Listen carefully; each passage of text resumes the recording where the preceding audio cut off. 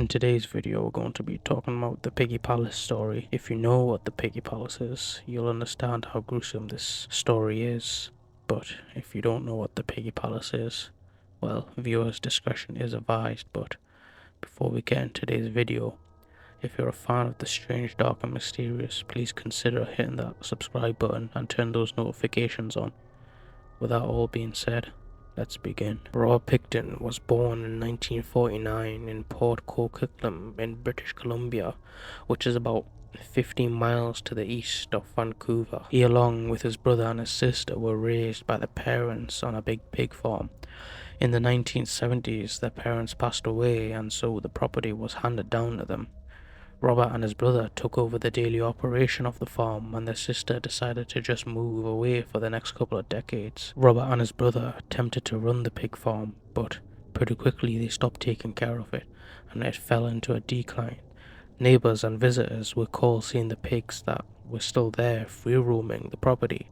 As for the brothers, it appeared they just stopped bathing, and despite walking all day in mud and pig feces, it seemed like they never took their boots off. When they went inside, one of the few farm workers that stayed with the Pictons through the farm's decline was a guy by the name of Bill Hiscox, and he said the farm was a really creepy place, and he also said Robert was a really creepy guy that was prone to just totally bizarre behavior, even though he didn't smoke, drink, or use any substances. Eventually, the Picton brothers realized they were not cut out to run a pig farm like the family for generations before them, and they decided their best move was just to sell portions of the land, but neither of them could have ever guessed just how much the land was worth from 1994 to 1995. They managed to sell almost all of their property to an urban developer for over 5 million, and so suddenly these filthy failed pig farmers had become millionaires, and neither of them knew what to do with the money. After a year of just sitting on the money and not doing much with it, they decided they wanted to do some good with their money, and so they established an official charity in 1996 called the Piggy Palace Good Time Society. The charity's purpose, at least on paper, was to help raise money for various organizations that they deemed worthy by running events like dances and shows, and while that might have been their original intention for this charity, what ultimately became was a goose to host these wild drug and alcohol-fueled parties inside of their slaughterhouse, which, even though it wasn't being used anymore because they were no longer really doing any pig farming, it still conspicuously had big hooks coming down from the ceiling and bloodstains all over the ground underneath them. These Piggy Palace parties became infamous in Coquitlam, drawing crowds of up to 2,000 people, predominantly bikers, drug addicts and prostitutes from the poverty-stricken downtown east side of Vancouver. Robert had become familiar with that part of Vancouver because he used to go there all the time to dispose of animal waste products at the rendering plant once the Piggy Palace charity was in full swing. Robert started going back into that neighborhood where he could cruise down the 10-block strip called the Low Track and would attempt to recruit people to come to his parties. Most of the people he recruited were down on their luck women who only agreed to go because he was offering them food and money and drugs and alcohol. At the same time Robert was running this recruitment campaign, women from the downtown east side began disappearing. In droves, these disappearances were noticed by the men and women in the downtown east side, but they didn't report them because they had a general distrust of the police and of the authority figures in general. But as more women disappeared from the downtown east side, rumors of a serial killer operating in that area started to circulate. Residents began only going outside if they could walk around in a big group of people, and everybody was just totally on edge, keeping careful, look out for anything odd about the neighborhood, people that shouldn't be there, cars that shouldn't be there. But despite this heightened security, women continued to go missing at a rapid rate and nobody knew why. When the police were finally contacted about all these missing women, their response was lacking, to say the least, since there was no bodies of these missing women. The police said it was reasonable to assume that the women were to blame, that their lifestyles must have caught up with them, and either they ran off somewhere or perhaps they overdosed somewhere and their bodies just have not been found yet. Despite residents of the downtown east side saying no, this is different, there's something wrong here, the police basically said we're not getting involved. When the newspapers found out about this totally apathetic response from the police. They criticized them for intentionally deprioritizing these missing women because the majority of them were drug addicts and prostitutes, so therefore weren't worthy of a full investigation. The police rejected this claim on the evening of March 22nd, 1997. So 1 year after the Piggy Palace had been stood up and they started throwing all these parties, and 1 year after dozens of women have gone missing from the downtown east side, the Pictons' neighbors heard a frantic knock on their front door. They ran over, they opened it up, and what they saw was this woman who was hunched over with one hand on a bleeding stomach, and dangling from her wrist was a handcuff. The neighbors were obviously shocked at what they were saying, but they quickly ushered the woman in and they called her an ambulance. The woman was rushed to the hospital where she immediately was put into emergency surgery afterwards while she was in recovery. She told her nurses that her name was Wendy and she had been at one of those Piggy Palace parties, and one of the owners of the farm, Robert Picton, had tried to put a handcuff on her, and when he did, she fought back and he drew a knife. He stabbed her in the stomach, but she was able to get the knife back.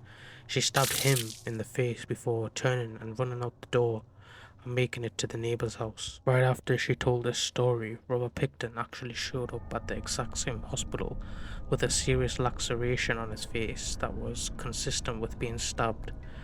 The medical staff had already called the police, who showed up minutes later, and when they went inside, they searched Robert and they found in one of his pockets a handcuff key, and that handcuff key opened the handcuff that was still in Wendy's wrist.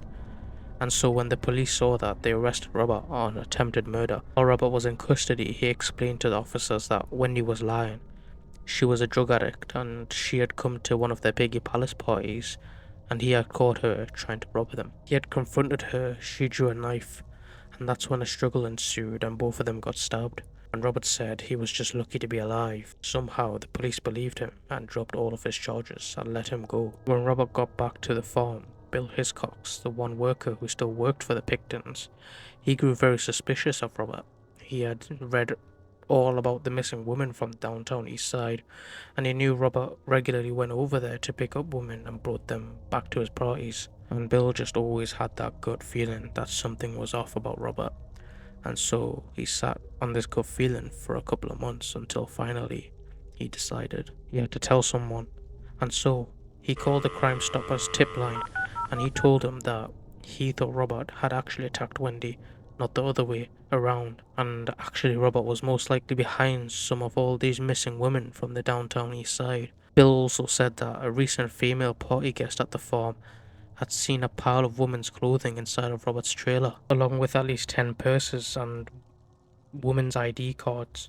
The police followed up with Lisa to confirm what she saw, but she was scared of Robert and said she wasn't going to cooperate, and so the police, without any testimonies, were unable to secure a search warrant to investigate this further, and so they kind of just forgot about it and moved on to the other cases. And over the next few years, the Pictons continued to throw these huge Piggy Palace parties until the city finally shut them down, and dozens more women disappeared from the downtown east side without a significant police investigation, despite the fact that Bill was calling them all the time to say he believed Robert Picton was behind all of these disappearances, but they weren't taking him seriously. Finally, in 2002, a former employee of the Picton farm came forward to the police and said that he had personally seen illegal weapons inside of Robert's trailer, and this was actually just enough of information for the police to get a search warrant and raid the pig farm.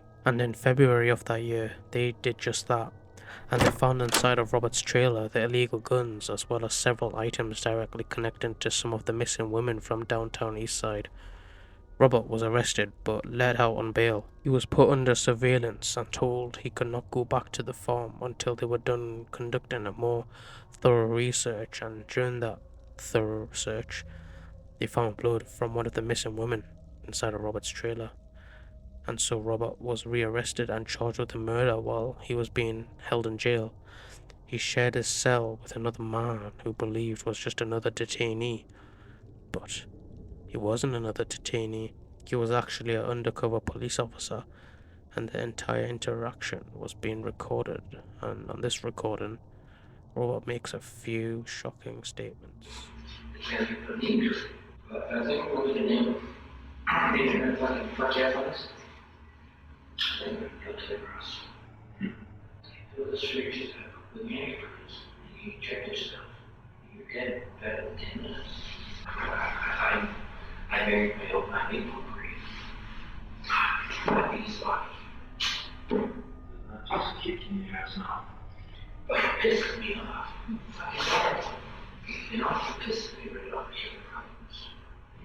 As Robert admits in this video, he killed 49 people who would turn out to be the majority of the missing women from the downtown east side. After a lengthy investigation, it was determined Robert's killing spree began in 1991, but it really kicked up a notch in 1996 when he and his brother started Piggy Palace. Because he was able to use their huge parties to lure more victims into his farm faster, and once they were at his farm, he would lure them into his trailer, where he would handcuff them and tell them it's over now, and he would inject antifreeze into them, or even worse, he would strangle them to death. Afterwards, he would move the victims' bodies to the slaughterhouse, where he would butcher them like a pig. A large portion of his victims' remains would be fed to his pigs, and the parts he didn't feed to his pigs, he would bring to the rendering plants in the downtown east side, which is actually not far from where the victims were most likely picked up. A rendering plant takes animal waste products, crushes them up, and turns them into gelatine. This gelatine is used in many everyday products, from candy to cosmetics, which means Robert's victims wound up in things like lipstick and gummy bears. Also, while Robert was going through this horrific disposal process, he would set aside some of the best cuts of meat and grind them up with pork, turn them into sausage. This sausage was served at Piggy Palace parties. It was also given to neighbours and food banks, and also orphanages. After sifting through 300,000 cubic meters of soil and pig feces, underneath the Picton farm, investigators were only able to find little bits of remains of the 26 women. Robert was charged with all 26 murders, but only 6 turned into convictions due to the lack of evidence. He was sentenced to life in prison and actually is still alive today.